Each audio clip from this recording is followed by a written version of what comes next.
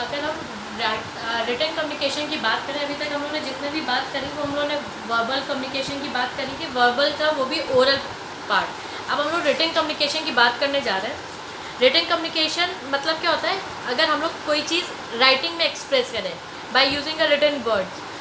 आप सभी को पता होगा कि रिटन कम्युनिकेशन की ज़्यादा वैल्यू होती है as compare to the oral communication. एक बार बोला हुआ वर्ड से इंसान पलट सकता है, पर राइटिंग चीज़ों से इंसान कभी भी कभी भी अपनी चीज़ों को ये नहीं कह सकता है, और he can not deny anything. जो भी आपने भेजा या जो भी आप लोगों ने रिटन में कम्युनिकेट करा वो एक सॉलिड पॉइंट ऑफ एविडेंस भी होता है। आप सभी को पता है रिटन कम्युनिकेशन हम लोग generally profession point of view से यूज़ करते हैं, या फिर ऑफिशियल पॉइंट ऑफ व्यू से हम लोग रिटन कम्युनिकेशन का यूज़ करते हैं, जिससे कि एक परमानेंट रिकॉर्ड हमारे पास मेंटेन हो सके, जिससे वो फ्यूचर में यूज़ आ सके। और आप सभी को पता है अगर आप कोई चीज़ रिटन में दे रहे हैं, you always expect to get a proper feedback from the receiver point, और आप उसको प्रॉपर टाइम दे सकते हैं, चाहे आपने जैसे भी कर रखा हो।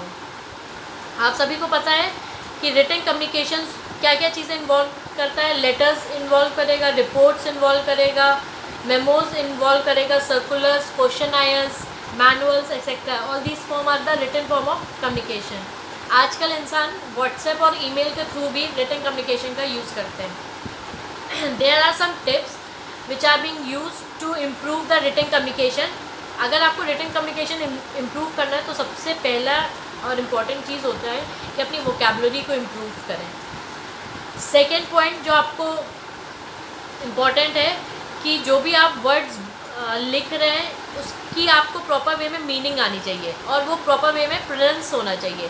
Pronunciation is an very important. अगर आपने सही वे में प्रोनाउंस करा है तो आप सही तरीके से राइट कर पाएंगे, और अगर आपका प्रोनाउंसिएशन ही रॉन्ग है तो फिर आप उसको लिखने में गलत स्पेलिंग लिखेंगे।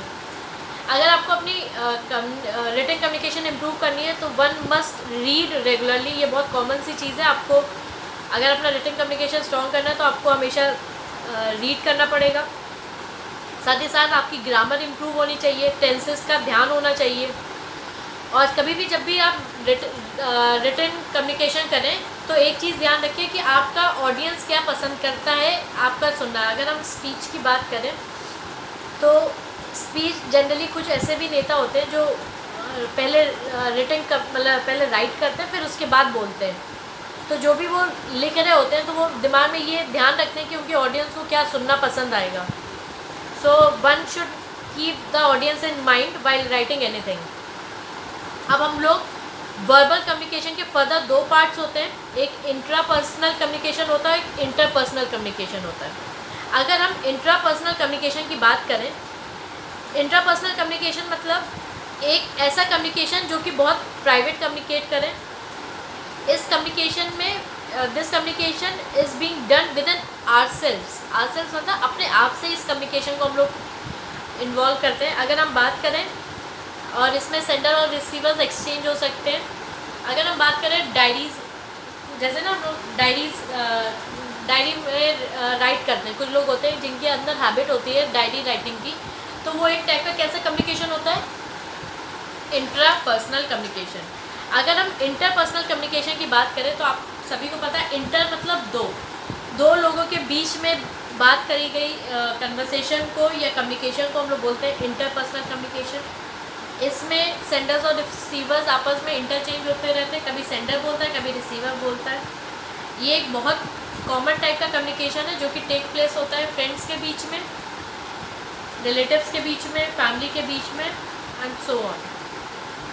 और सारे भी बहुत टाइप के मतलब अगर हम इंटरपर्सनल कम्युनिकेशन को फर्दर कैटेगराइज करें तो वो फर्दर कुछ चीज़ों में डिवाइड होता है 3 पार्ट्स में। सबसे पहला डायडिक कम्युनिकेशन। डायडिक कम्युनिकेशन क्या होता है, जब ये इस टाइप का कम्युनिकेशन होता है जो जनरली 2 लोगों के बीच में लिया जाता है। It generally involve face to face conversation जो कि आप फ्रेंड्स के साथ करते हैं या कलीग्स के साथ करें, टेलीफोन के थ्रू या फिर मेल के थ्रू। इसमें बस इम्पॉर्टेंट ये होता है डायडिक में कि 2 ही लोग इन्वॉल्व होते हैं। स्मॉल ग्रुप कम्युनिकेशन वो कम्युनिकेशन होता है जिसमें 2 या 2 से ज़्यादा लोग इन्वॉल्व हों, जनरली मोर देन 2 पीपल्स। जैसे कि